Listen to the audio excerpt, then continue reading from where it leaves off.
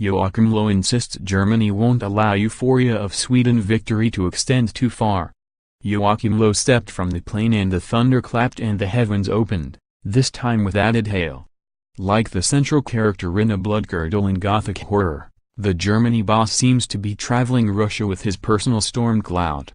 The world champions left Sochi in a downpour, having beaten Sweden in the final seconds, and arrived in Kazan for South Korea to find the stadium pitch too sodden for training. As his players climbed back on the bus and ventured through the flash floods on streets of the Tatar capital in search of an alternative venue, the manager spoke of the need to keep emotions under control. After Sweden, it was pure elation, said Low. To achieve the goal in the dying moments when a single point would have left us in a precarious position. Everyone knew the situation was not good after losing against Mexico. 0 points and the pressure was huge. So there was euphoria and the mood was great, but we had to make sure it not hysterical. We kept a level head because we had to work. It is true, this victory presents us with a small step to the last 16, but the next match has to be won. In a tournament it is always the same. Victory and euphoria cannot extend too far. Low summoned an example from Brazil, 4 years ago, when his team won the trophy. We won 4-0 against Portugal and there was a burst of euphoria, he said. Then we drew 2-2 with Ghana. Here, they cannot afford another slip in the super-tight Group F, where even South Korea have a slim hope of progress despite losing 2 games. A 1% chance, but there is hope, said Tottenham striker Son Heung-min, who broke down in tears following defeat against Mexico in St. Petersburg.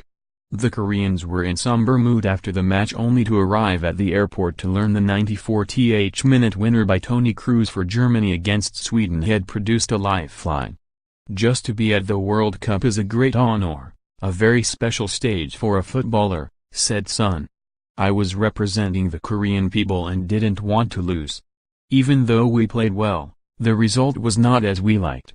I felt sorry for the Korean people and also for the staff, and that's why I cried. With captain Ki Sung-young out with a calf injury, Son could lead the team. Morale is not that bad, said the Spurs star. The World Cup isn't over yet and we will not give in. Germany is the world's toughest team, the world champions, ranking no one. But you never know. A lot of people did not imagine Mexico could beat them. We will do our utmost. Low promised to go in search of a convincing victory which would secure a place in the last 16, regardless of the outcome of the match between Mexico and Sweden.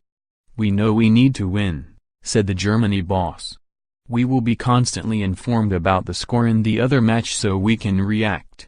On the other hand, we have to establish clarity with our own score. We need to win and score more than 2 goals more than our opponents, and that would be a clear path to the last 16. We will try to be the masters of our own destiny.